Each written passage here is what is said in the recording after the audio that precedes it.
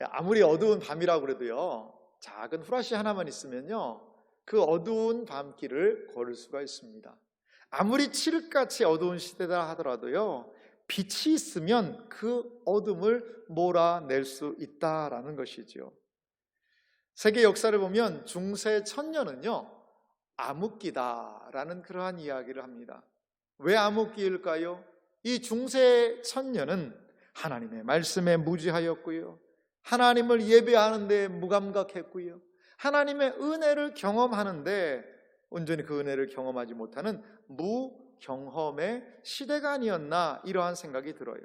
칠흑 같은 영적인 어둠이 중세교회의 모습이었습니다. 그런데요, 그 어둠을 뚫고 한 빛이 밝게 비치게 되는 것을 우리는 볼 수가 있습니다. 자, 그림을 한 장 준비했는데요, 한번 그림을 보실래요? 이 그림은, 이 장면은요, 역사를 바꾼 위대한 장면을 그림으로 남겨놓았습니다. 이 한 행동은요, 한 수도승의 나무망치로 그 종이에 써서 벽에 내걸은, 저 문 앞에 걸어낸 저것은요, 중세의 교회를 바꾸어 놓았습니다. 교회뿐 아니라 사회를 바꾸어 놓았고요, 정치를 바꾸어 놓았고요, 그 사회에 놀라운 변화를 일으킨 사건이 되었습니다. 그래서 중세에서 근세로 넘어오는 역할을 저 한 행동이 하게 되었다라는 것이지요. 자, 저것은 무슨 일일까요? 1517년 10월 31일 비텐베르크 성당 정문에 95개조의 반박문을 붙이고 있는 마르틴 루터의 모습입니다. 루터는 자신의 표현대로 더 이상 침묵할 수 없었습니다. 이 사건을 계기로 독일을 중심으로 중세 천년을 지배해온 로마 카톨릭 교회의 균열이 이루어지게 됩니다. 우리가요, 지금 이러한 형태로 예배 드릴 수 있었던 결정적인 원인은 바로 이러한 종교개혁이라는 것의 결과물이에요. 만약 우리가 20년을 예배 드리고 있는데요, 500년 전에 종교개혁이 없었다면, 그 모습을 그대로 우리가 예배한다면 우리는요, 지금 라틴어로 예배를 드릴 거예요. 저는 라틴어로 설교를 하고요, 여러분들은 라틴어를 알아들으셔야 돼요.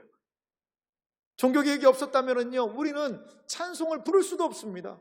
몇몇 사람들이 라틴어로 노래를 불러요. 그러면 다른 사람들은 그걸 멀뚱하니 구경합니다. 그게 예배예요. 종교개혁이 만약 없었다면 우리 말로 된 성경도 우리는 읽을 수 없었을 거예요. 종교개혁 당시에, 이 종교개혁이 있기 전에요, 어떤 일이 있었냐면, 이 라틴어로 된, 불가타역이라고 그러는데요, 이 라틴어로 된 성경을 자기 나라 말로 번역한 사람들이 있었습니다. 체코의 얀 후스라는 사람이 있었는데요, 라틴어로 된 성경을 자기 나라 말로 번역했다고 그 사람을 화형을 시켜 죽였어요. 그리고 영국에는 위클리프라는 사람이 있는데요, 그 사람도 자기 나라 말로 이 성경을 영어로 번역했다고요. 그 위클리프가 죽은 다음에 그게 알려져가지고 죽은 사람을 다시 무덤에서 파헤쳐가지고요, 그 뼈를 불살라버렸습니다. 이렇게 라틴어로 된 성경을 자국어로 번역하는 것, 그것은 중세에는 있을 수 없는 일이었다는 것이지요. 그리고 또한 종교개혁이 없었다면요, 이종배찬이라는 건 뭐냐면, 우리 성찬식 할 때 뭐하고 뭐를 받죠? 떡과 포도주를 받죠. 근데 로만 카톨릭에서는 그렇게 안 했어요. 지금도 그럽니다만, 이 떡은요, 사제가 직접 이 성도들의 입에 넣어줍니다. 그리고 포도주는요, 성도들한테 주지를 않았어요. 왜냐? 이게 예수님의 진짜 피인데 이걸 마시다가 옆으로 흘리면 어떡하냐. 그렇기 때문에 그것은 사제만 마셨다는 거예요. 반쪽짜리 성찬식이에요. 그것이 너무나 귀하기 때문에 일반 성도들에게는 위험하기 때문에 줄 수 없다라고 그들은 이야기했다는 것이죠. 만약 종교개혁이 없었다면 우리는 지금 성찬식도 온전하게 하지 못했을 거라는 거죠. 이렇게 종교개혁은요, 우리가 믿고 의지하는 신앙에 엄청난 변화들을 가져왔습니다. 이러한 종교개혁을 알린 사람이 있습니다. 그것은 바로 마르틴 루터라는 사람이었습니다. 그러면요, 이 마르틴 루터라는 사람은 어떠한 사람일까요? 이 마르틴 루터는요, 이 1483년에 독일의 아이슬레벤이라는 곳에서 태어난 사람이 바로 마르틴 루터였습니다.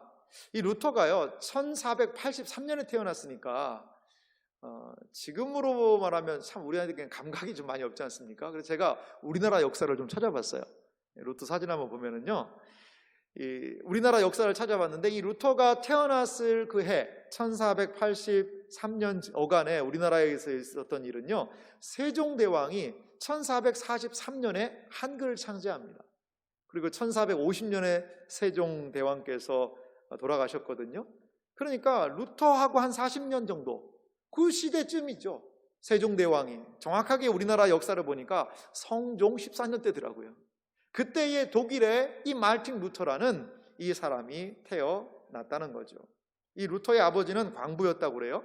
그런데 상당히 좀 아버지가 엄격했던 것 같아요. 그 엄격한 부모 밑에서. 또 학교 교육이요, 그때는 엄격해가지고 아이들을 막 채찍으로 학교에서 때렸대요. 그러니까 너무나도 루터는 어릴 때 힘들었던 것 같아요. 루터는 가족의 권유로 법률을 공부하다가 22세 때 어거스틴 수도원에 들어가서 사제가 됩니다. 그런데 루터가 법률을 공부하고 법률가에서 사제가 되는 데는 하나의 계기가 있었어요. 한 번은 루터가 들판을 걷고 있었어요. 그런데 그때 엄청난 폭우가 쏟아지는 거예요. 그러더니 천둥과 막 번개가 내리치는 거죠. 이 루터는 그 상황에서 너무나도 이 죽음의 공포가 엄습했던 것 같아요. 그래서 그 피를 다 맞고 엎드려서 그 들판에서 기도를 합니다. 그런데 누구한테 기도를 했을까요? 예수님, 저를 좀 살려주세요. 아니요, 그렇지 않았어요. 그는 안나, 성 안나에게 기도를 해요. 우리는 이런 게 참 생소하죠. 성 안나는 누구냐면 마리아의 엄마가 성 안나라는 사람이라고 그래요. 마리아의, 예수님의 어머니 동정녀 마리아의 어머니가 안나인데, 왜 안나에게 기도를 하느냐?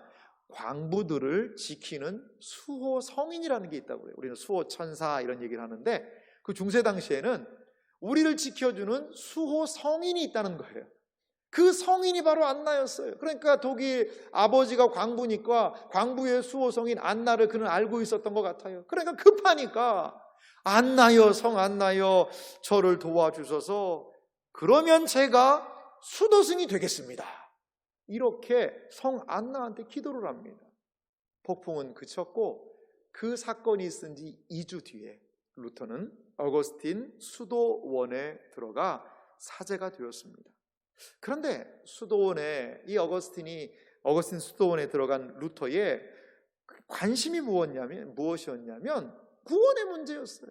어떻게 하면 내가 구원을 얻을까? 금식도 하고 수련도 하고, 하지만 이 죄책감에서 그가 자유롭지를 못한 거예요. 그래서 그는요, 자주 뭘 했냐면 고해성사를 했다고 그래요. 고해성사를 너무 자주 하는 거예요. 그리고 마음의 작은 움직임까지도, 마음의 작은 꺼리낌까지도 다 고해성사를 하는 거예요. 그러니까 고해성사를 듣고 있던 한 사제가 루터한테 이러한 이야기를 합니다. 제발 나가가지고 제대로 된 죄를 짓고 와라. 제대로 된 죄를 짓고 그때 다시 와라. 내가 너한테 그 고해성사를 들으니까 내가 죽겠다, 내가. 루터는 그래서 고해성사 금지, 그렇게 시켜버렸어요. 그만큼 루터는 이 안에 깊은 고뇌가 있었어요. 그 당시 사람들은 충분한 공로, 충분한 의로운 행위를 쌓기만 하면 하나님이 인정해 주시지 않겠냐, 이러한 생각을 했던 것이죠. 하지만 루터는요, 어떤 조그만 행동을 쌓아 올리는 그러한 양의 문제가 아니라 이 하나님이 원하시는 의라는 것은 질적인 문제다라는 것을 그는 깨닫게 되었습니다. 그런데 하나님께서 요구하시는 그것을 내가 할 수가 없는 거예요. 그 기준에 올라갈 수가 없는 거예요. 아무리 기도 금식을 하고 아무리 고해성사를 해도 그것에 오를 수 없자 루터는 고민 끝에 이렇게 생각했습니다. 의로우신 하나님이 폭군처럼 불의한 백성에게 그들이 줄 수 없는 어떤 것들을 요구하신다, 이렇게 결론을 내렸어요. 그러니까 무슨 말이냐, 사람은 아무리 해도 안 되는 건데 하나님이 폭군처럼 그런 것들을 요구하는 게 아니냐. 그러면서 더 이상 그는 하나님을 두려워하지 않았대요. 무슨 말이냐, 하나님을 증오했다는 거예요. 우리가 알 수 없는 것도 시키는 그 하나님이 무슨 하나님이야, 그러면서 하나님에 대한 증오심이 생겼습니다. 그러던 중 30세에 비텐베르크 대학에서 성경을 가르칠 수 있는 기회가 되어서 거기에서 학생들을 성경을 가르치는 교수가 되었고요. 거기에서 로마서 말씀을 깊이 연구하다가 하나님의 놀라운 복음의 비밀을 깨닫게 되었다는 것이죠. 여러분, 루터가 이런 개혁자의 길로 들어서게 된 우리가 좀 원인이 무엇인가를 한번 살펴봤으면 좋겠어요. 루터는 왜 이 중세 천년의 그러한 시대를 거스르는 개혁자가 되었을까요? 1517년 95개조 반박문을 제시하면서부터 루터의 이름이 알려지게 됩니다. 그런데 그 사건의 결정적인 이유가 있어요. 그것은 교황 레오 10세라는 그 사람 때문이었습니다. 교황 레오 10세는요, 성 베드로 성당을 건축하고 싶었어요. 이 성 베드로 성당을 건축하는데 거기에는 어마어마한 돈이 드는 거예요. 여러분, 사진으로만 봐도 어때요? 저기 로마에 있는, 지금은 바티칸 성전이라고도 하는 게 바로 성 베드로 성당입니다. 이 엄청난 이 베드로 성당을 지으려니 여러분 돈이 얼마나 많이 들겠어요? 저기에 구조를 결정하고 지을 때 수고했던 사람이 있습니다. 그 사람 누군지 아세요? 역사에 나오는 사람, 미켈란젤로라고 여러분 아세요? 많이 들어보셨죠? 미켈란젤로가 돈 엄청 받고 저거 막 공사에 하기도 하고, 그러니까 막 돈이 필요했어요. 그러자 교황은요, 면죄부라는 것을 판매를 하기 시작했습니다. 이 면죄부를 판매하게 되었는데요, 이 면죄부는 뭐냐? 이 면죄부를 교회로부터 딱 사면, 쉽게 말하면 네 죄가 다 없어진다는 거예요. 회개를 돈으로 살 수 있게 된 거예요. 힘들고 어렵게 고민하고 고생하면서 회개하는 게 아니라 면죄부만 딱 사면 너는 이제 다 용서됐다는 것이지요. 독일 지방에요, 면죄부 판매를 맡은 면죄부 총책, 우리식으로 얘기하면 이 티체리라는 사람이 있었다고 그래요. 이 티체리라는 사람이 면죄부를 너무나도 잘 팔았다고 그래요. 그런데 이 면죄부를 팔면서 이 티체리 하는 이야기를 한번 들어보실래요? 죄인들을 세례보다도 더 깨끗하게 만들며 타락 이전의 아담보다도 더 순결하게 만들 뿐 아니라 면죄부를 판매하는 자의 십자가는 그리스도의 십자가만큼 효력이 있다. 이 면죄부 하나만 사기만 하면 어떻다는 거예요? 세례보다 더 깨끗하게 만들어주고, 누구보다 깨끗해진다고요? 죄 짓기 전 아담처럼 깨끗하게 해준다는 거예요. 그러면서 이 면죄부를 팔았던 것이지요. 그리고요, 살아있는 사람들을 위해서 이런 이야기를 했고, 죽은 사람들을 위해서는요, 이러한 얘기까지 했다고 그래요. 이 말은 좀 유명한 말이라 제가 자막을 준비했는데 한번 보실래요? 헌금한 바닥에 동전이 짤랑하고 떨어지는 순간에 연옥에 갇혀 있던 영혼은 화살처럼 솟아오른다. 어디로요? 천국으로. 이 로마 가톨릭은 어떤 생각을 했냐면, 어중간한 사람들이 있어요. 어중간한 사람은 천국에 바로 못 갑니다. 어디로 가야 돼요? 연옥에 가서 좀 고생을 해야 됩니다. 그러다가 시간이 오래 지나고 또 살아있는 사람들이 기도해주고 그러면 연옥의 기간이 끝나고 천국으로 올라간다라는 그런 생각이 있었거든요. 그런데 이 면죄부를 사기만 하면 어떻게 된다는 거예요? 면죄부를 사서 돌아가신 우리 아버지의 이름으로 면죄부를 딱 사기만 해서 그 돈을 딱 넣기만 하면 이 돈이 헌금함에 쨍그랑 떨어지는 동시에 아버지의 영혼이 연옥에서 그냥 천국으로 확 들어간다는 거죠. 그러니 우리 아버지 살아생전에 뭐 했지만 칼마다 술 퍼먹고 그냥 싸우고 다니고 그래가지고 구원이 의심스러웠는데 이번 참에 우리가 천국으로 좀 보내드리자. 그래서 형제들이 돈 모아가지고 막 면죄부 사는 거죠. 이러한 일들을 그 당시에 했다는 거예요. 여러분, 그것은요, 면죄부 판매는 골마 있는 교회의 부정부패의 모습, 종교적으로 얼마나 타락했는지를 우리에게 보여주는 그러한 모습이라는 것입니다. 터무니없는 이런 주장에 황당해한 사람들도 많았지만 그 당시적인 사회 분위기가 있었기 때문에 면죄부는 계속 판매되었다는 것이죠. 가톨릭은요, 성경의 구원관과는 너무나도 먼 인간적인 탐욕에 의지하는 그러한 종교가 되어버리고 말았다는 것이죠. 그래서 마틴 루터는 가만히 있을 수가 없었다는 것이죠. 마틴 루터는 일어났습니다. 그리고 그는 비텐베르크 성당 정문에다가 95개조의 반박문을 붙이게 되었습니다. 이렇게 95개조 반박문을 이 비텐베르크, 자기가 가르치던 그 도시에 이 성당에다가 이 반박문을 딱 붙였습니다. 저는 사진으로 보십니다만 예전에는 저 문이 나무로 된 문이었다고 그래요. 19세기 때 이제 나무가 오래돼가지고 삭아가지고 이제 쇠문으로 바꿨다고 그럽니다. 그런데 저 문에다가 이 95개조의 반박문의 내용을 거기다가 게시를 해서 이것 가지고 이게 진짜 맞는지 우리 한번 논의해보자 이거예요. 몇 가지 내용을 제가 뽑아봤는데요. 27번 내용은 이렇습니다. 연복궤 안에 던진 돈이 딸랑 소리를 내자마자 영혼이 연옥에서 벗어나 나온다고 말하는 것은 인간의 학설을 설교하는 것이다. 티체르이 얘기했던 그게 잘못됐다는 거예요. 그건 인간적인 얘기라는 거예요. 67번은 말합니다. 사제들이 면죄부가 가장 큰 은혜라고 대대적으로 선전하는 것은 순전한 이익을 증대시키기 위한 행위다. 저건 뭐라는 거예요? 돈벌이라는 거예요. 면죄부는 돈벌이. 89번은 이야기합니다. 교황이 면죄부를 수여하는 것은 그 목적이 돈이 아니라 영혼을 구출하는 것이라고 한다면, 이 교황이 면죄부를 주는 게 영혼을 구원하는 일이라고 한다면 오래전에 주었던 증서나 면죄증을 왜 무효가 되게 만드는 것인가? 그것이 면죄부와 같이 동일하게 죄를 면할 수 있을 것인데 말이다. 이게 무슨 말이냐면 로마 교황청에서 옛날에도 이런 거 발급을 했었던 것 같아요. 옛날에도 면죄증 그리고 증서 이런 걸 줘서 너는 죄 없다라고 이야기를 했던 것 같아요. 그런데 뭐라고 그러는 거예요? 옛날 증서는 다 효력이 끝났다. 유통기한 끝. 새로운 이거를 사야 된다. 이렇게 얘기하는 게 이게 말이 되느냐라고 루터가 95개조 반박문에 기록을 하고 있다는 것이죠.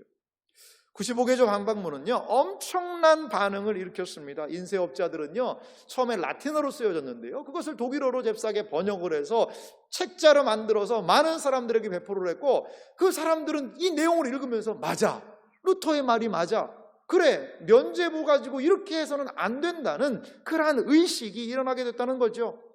95개조의 반박문을 내건 순간 거대한 댐에 균열이 생기기 시작하듯 로만 가톨릭, 이 1000년간을 지배해온 로만 가톨릭의 균열이 발생하게 되었다는 것입니다.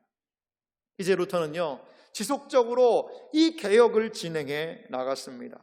이 루터가 종교 개혁을 하면서 가장 중요하게 생각하던 가치들이 있어요. 이게 한 5대 강령이라고 이야기를 하는데요, 이 칼빈 이 종교 개혁의 가장 중요한 5가지 핵심 사항은 다음과 같습니다. 먼저는요 오직 성경이에요. 오직 성경만을 우리가 갖고 오직 성경에서만 권위가 나온다, 그것을 생각했어요. 그리고 오직 믿음이라는 것을 주장했습니다. 그리고 오직 은혜, 오직 그리스도, 오직 하나님께 영광이라는 이러한 종교개혁의 가장 핵심적인 가치 5가지를 그들이 만들고 세우고 실행하면서 종교개혁이 이루어졌습니다. 오직이라는 말을 뭐라고 그러냐면 라틴어로 솔라라고 얘기해요. 솔라. 그래서 이거를 5개의 솔라라고 해서 5 솔라라고도 이야기를 합니다. 솔라 스크립투라, 솔라 피데, 솔라 그라티아, 솔리데오 솔루스 크리스토스, 솔리데오 글로리아. 이 5가지의 솔라라는 단어를 내세워서 5가지의 오직, 그것을 주장한 거죠. 그 당시에도 성경이 있었어요. 믿음이 있었어요. 은혜 있었어요. 그리스도 있었어요. 하나님께 영광을 다 이야기했어요. 근데 뭐가 빠졌어요? 오직이 빠진 거예요. 오직이 빠진 거고, 거기에 인간적인 행위, 인간적인 모습들을 집어넣어서 잡탕을 만들어 놓은 것이었지요. 그런데 그것이 아니라 오직 성경이다, 오직 믿음이다, 오직 은혜요, 오직 그리스도요, 오직 하나님만이 영광을 받으셔야 한다. 이러한 가치를 가지고 종교개혁을 루터는 이끌어 갔던 것이죠. 오늘 우리가 읽었던 성경 본문 로마서 1장 17절은요, 마르틴 루터가 고민했던 성경 구절의 핵심부가 바로 이 내용입니다. 오늘 말씀을 다시 한번 보면은요, 우리 같이 한번 읽어볼까요? 로마서 1장 17절 말씀 한 목소리를 읽어보겠습니다. 복음에는 하나님의 의가 나타나서 믿음으로 믿음에 이르게 하나니 기록된 바 오직 의인은 믿음으로 말미암아 살리라 함과 같으니라. 아멘. 루터에게 너무나도 어려운 것은 어떤 부분이었냐면요, 이 복음에는 이라는 이 단어가 지시하는 거였어요. 복음에는 어떻게 되죠? 하나님의 의가 나타났다. 루터가 볼 때 복음은 좋은 것이거든요. 그럼 복음이 얼마나 좋은 거예요? 복된 소식이고요, 가스펠이고요, 굿뉴스고요. 그런 복음인데, 좋은 소식인데 거기에 뭐가 나타났다고요? 하나님의 의가 나타났다라고 그랬어요. 이 하나님의 의라는 것을 루터는 이렇게 생각을 했습니다. 그것은 공의고, 공의를 드러내기 위해서는 심판을 해야 되는 것이죠. 그러니까 심판하시는 하나님, 하나님이 의를 나타낼 때 그는 두려운 하나님에 대해서 생각했던 것이죠. 복음과 심판하신 하나님은 맞지 않아. 복음은 뭡니까? 심판 안 해주겠다는 선언인데 어떻게 하나님께서 심판을 하실 수가 있지? 라고 생각을 했던 것이죠. 복음과 하나님의 의가 어떻게 연결되는지 그는 너무나도 고민을 했습니다. 그러다가 놀라운 은혜를 깨달았어요. 그것은 무엇이냐? 이 하나님의 공의가 신자를 처벌하기 위한 것이 아니라는 거예요. 신자를 벌하기 위한 것이 아니라는 거예요. 이 하나님의 공의를 만족시키기 위해 우리가 무엇인가를 열심히 해서 하나님께 바치고 하나님은 그것을 받으셔서 나를 의롭게 한다는 것이 아니라는 것을 루터가 깨닫게 되었다는 겁니다. 성경이 말하는 하나님의 의는 바로 하나님께서 우리에게 주시기를 원하는 것이구나. 복음에 나타난 하나님의 의는 무엇이냐? 바로 하나님께서 친히 하신 행동이구나. 무엇일까요? 예수 그리스도가 우리를 의롭게 하기 위하여 하나님의 의를 이루셨다는 십자가를 중심으로 한 복음에 대한 이해가 생긴 거예요. 이 하나님의 의를 만족시키기 위하여서 내가 하는 행동이 아니라 이 하나님의 의는 이미 충족되었다. 사랑하는 성도 여러분, 복음이 무엇입니까? 복음은요, 내가 한 게 아닙니다. 내가 무엇을 이만큼 했으니까, 내가 이것을 했으니까 치성이면 감천이지 하나님이 그래도 이렇게 좀 도와주시겠지. 그거 복음 아닙니다. 그건 내가 복음이에요. 성경에서 말하는 복음은요, 하나님이 하신 일이 복음이라는 것을 믿으시기 바랍니다. 복음은요, 하나님의 의, 하나님께서 그 의를 이루시기 위하여 예수 그리스도를 우리에게 값으로 지불해 주신 것, 그것을 믿는 것이 바로 복음이라는 것입니다. 그래서 루터는요, 이 하나님의 의가 하나님의 선물이라는 것을 깨닫게 되었어요. 지금까지 많은 사람들은 구원을 얻기 위하여서 하나님의 은혜에다가 어떠한 행위들을 계속해서 선한 행위들을 쌓아 올라갔어요. 이 선한 행위가 부족하면 구원받지 못해서 연옥으로 떨어지기도 하고요.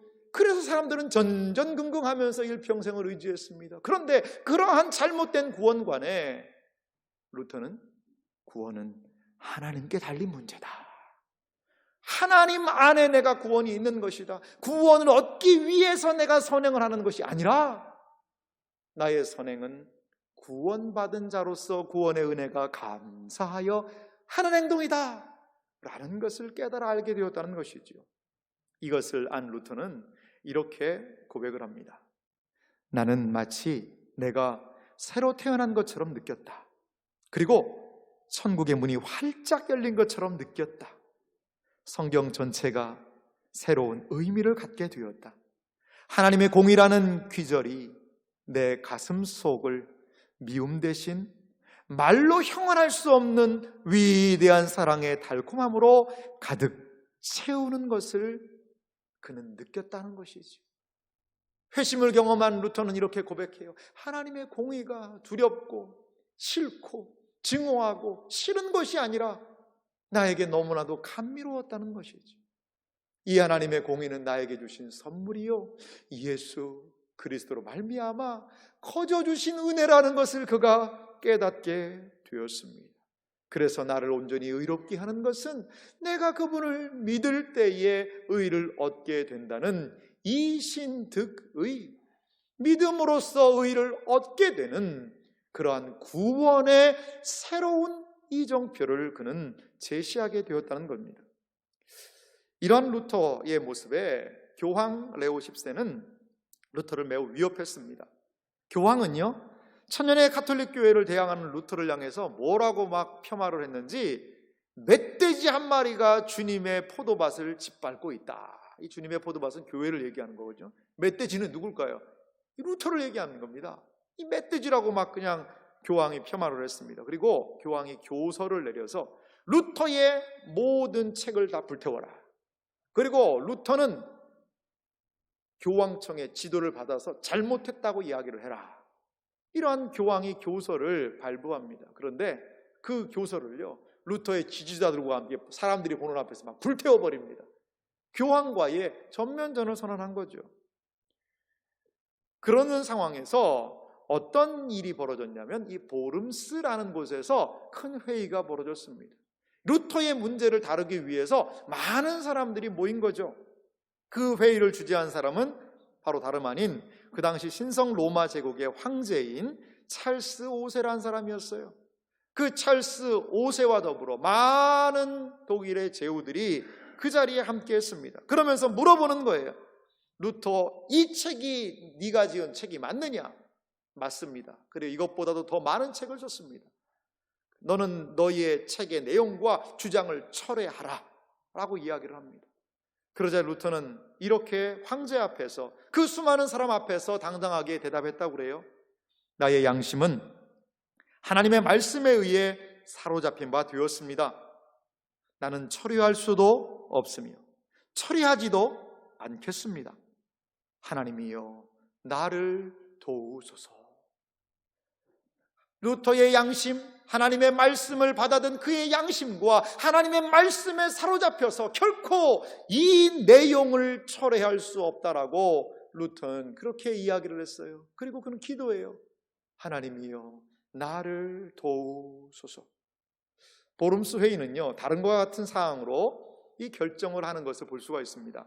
뭐냐면 루터는 이제 유죄 판결을 받은 이단으로 간주된다. 아무도 그에게 머물 처소를 제공할 수 없다. 그의 추종자들 역시 정죄를 받았으며 그가 저술한 책들은 인류의 기억 속에서 지워져야 한다. 이 보름스 회의에서 보름스 칙령을 내려버렸습니다. 그러니 루터는 교황도 루터를 죽이겠다고 쫓아와요. 황제도 루터를 이제 잡아 죽이겠다고 쫓아와요. 이러한 어려운 상황에 놓였어요. 이제는 길거리 가다가 언제 죽을지 모르는 그러한 상황이 되었습니다. 하나님께서 이런 루터를 그냥 내버려 두셨을까요? 아니요, 그렇지 않았습니다. 이 루터의 모습을 지켜보던 한 제후가 있었습니다. 프레드릭이라는 이 제후가요, 이 루터의 모습을 보니까 이 루터가 하는 말이 옳아요. 그걸 지지할 만해요. 그래서 기사들을 보내서 루터를 어떻게 보면 거의 납치를 합니다. 그래서 황제한테 바치기 위한 것이 아니라 이 독일의 가장 안전한 곳으로 루터를 보냅니다. 그런데요, 이 황제가 무슨 이 프레드릭이라는 제후가 뭐라고 얘기하냐면 그 기사들한테 이런 얘기예요. 나한테도 루터가 어딨나 얘기를 해주지 말아라. 왜냐? 잘못 나도 이야기할 수 있으니까 나한테도 얘기해주지 말아라. 그러면서 바르트부르크라는 그 성으로 루터를 피신시킵니다. 이 바르크부르트는요, 산 위에 세워진 그러한 견고한 성이었다고 그래요. 저 성에서요, 루터는 가만히 숨어서 지냅니다. 막 수염을 기르고요, 바깥 출입을 안 하고요. 그러니까 많은 사람들은 루터가 암살당했을 것이다 라고 생각했다는 거예요. 그런데 저기에서 무슨 일이 벌어진지 아세요? 루터는요, 독일어로 그 성경, 라틴어로 기록된 성경을 번역을 하는 거예요. 하나님은 루터를 저 성 안에 넣으셔서 종교 개혁을 완성할 수 있도록, 수많은 사람들에게 하나님의 말씀을 읽을 수 있도록 신약 성경을 2년 만에, 구약까지 다 해서 10년이라는 기간에 걸쳐서 하나님의 말씀을 그들의 서슬퍼런 눈을 피하여 번역하였고, 그 번역된 독일어 성경을 많은 사람들이 읽고 하나님의 은혜로, 자유로, 구원으로 돌아오게 되었던 것을 성경은, 또한 하나님의 이 교회의 역사는 우리에게 일러주고 있어요. 저기에서 지은 곡인지는 모르겠습니다만 우리가 불렀던 찬양, 내 주는 강한 성이요. 루터의 마음이 좀 느껴지지 않습니까? 그 성에서 하나님이 은밀하게 보호하셨고, 성 안에 있어서 하나님의 보호하심을 받았던 그 루터가 수많은 찬송시를 적어서 예배 때 찬송을 성도들이 부르지 못했던 상황에서 이제 마음껏 하나님을 찬양하며 경배할 수 있는 그러한 우리의 예배의 모습으로 루터는 종교개혁을 일으켰다라는 것이죠. 사랑하는 성도 여러분, 마틴 루터가 우리에게 말해두고 있는 것은 무엇일까요? 503주기가 되는 이 종교개혁 주일에 우리가 과연 무엇을 기억하며 생각해야 할까요? 먼저는 시대를 따라가지 말고 우리는 말씀을 따라가야 할 줄 믿습니다. 많은 사람들이 시대 분위기를 따라갔어요. 그래도 시대가 이러니 어쩌하겠어 라고 그 시대 분위기를 따라가고 있는 그 시대에 하나님께서는 믿음의 사람들, 말씀의 사람들, 하나님의 은혜에 감동된 사람들을 일으키셔서 하나님의 진정한 은혜가 무엇이고 구원이 무엇이고 말씀이 무엇인지를 일러주셨다라는 것입니다. 하나님의 말씀을 따라갈 때에 시대를 거슬러서 시대와 구별된 모습으로 살아가게 될 줄 믿습니다. 두 번째로 우리에게 주고 있는 루터가 교훈이 있어요. 그것은 무엇입니까? 말씀을 중심으로 끝까지 승리하라는 거예요. 우리의 중심은 과연 무엇입니까? 우리는 왜 천독 성경 읽기를 해야 합니까? 우리는 왜 하나님의 말씀을 들어야 합니까? 왜 수요일에 모여서 말씀을 들어야 하고 왜 금요일에 그 말씀 부여잡고 기도해야 합니까? 하나님의 말씀이 우리의 삶의 중심이 되기 위한 것이에요. 하나님의 말씀을 우리의 삶의 중심으로 놓고 나아갈 때에 이 세상에 어떤 위협이 온다 하더라도 끝까지 승리하고 이겨낼 줄 믿습니다. 루터의 이야기를 보면요, 감동적인 게 많아요. 사실 루터 한 사람이 무슨 힘이 얼마나 있겠어요. 교황이 사람들을 보내서 죽이면 죽을 수밖에 없는 사람이죠. 그런데 그렇게 하려고 그러면 이 교황청에 문제가 발생해서 그게 미뤄지고, 또 황제가 루터를 어떻게 하려고 그러면 다른 나라가 침입해 와가지고 또 그 문제 해결하다가 미뤄지고, 그러는 사이에 루터를 따르는 추종자들이 생겨서 그 사람들이 더욱더 루터를 철저하게 보호하고, 이러한 하나님의 너무나도 놀라운 섭리를 말씀을 중심으로 살았던 이 루터는 경험하였다라는 것입니다. 사랑하는 성도 여러분, 우리는 다시 성경으로 돌아가야 합니다. 하나님께서는 교회가 타락하고 말씀이 하찮게 여겨지는 그 시대에 신실한 사람들을 일으키십니다. 그래서 다시 한번 복음의 불길이 타오르게 하신다는 것을 기억하시기 바랍니다. 위기의 시대에 믿음의 사람들이 보인 모습은 다시 말씀으로 돌아가는 것이었습니다. 교회의 생명력은 바로 하나님의 말씀에 대한 재발견을 통해 가능하게 되었다라는 것이죠. 종교개혁은 우리의 구원의 재발견이자 하나님의 말씀이 되는 그러한 시간이었다라는 것입니다. 우리는요, 진정으로 교회가 무엇이고 어떻게 하나님의 말씀을 받고 하나님의 뜻대로 어떻게 살아야 하는지를 기억해야 합니다. 그리고 다시 하나님의 말씀으로 돌아가야 하는 줄 믿습니다. 그리고 이 시대가 우리에게 주은 사명이 무엇일까요? 바로 하나님의 말씀을 기억하고 어려움이 있지만 끝까지 진리로 승리하리라. 옛 신앙의 선배들이 신앙 안에서 분투했던 그 삶을 우리도 뒤따라 나아가야 할 줄 믿습니다. 종교개혁이 일어난 지 503년, 시작한 지 503년이 되었습니다. 우리는 역사의 진공 속에서 그냥 성경 읽고 내가 혼자 신앙생활하는 것이 아니에요. 수많은 믿음의 사람들이 우리가 믿는 이 신앙을 위해서 땀 흘리고 눈물을 흘리고 피를 흘린 그 터 위에 주님의 교회가 세워졌다라는 것을 믿으시기 바랍니다. 친척과 재물과 모든 것을 다 빼앗기고 잃어버린다 하더라도 진리는 살아서 그 진리가 영원하리라. 그렇게 믿음으로 분투했던 우리는 종교개혁의 개혁자들의 후예라는 것을 믿으시기 바랍니다. 이러한 신앙의 놀라운 가치를 깨달아 알고 믿음으로 우리의 자리에서 승리하시는 은혜가 있으시기를 주님의 이름으로 축원합니다. 기도하겠습니다.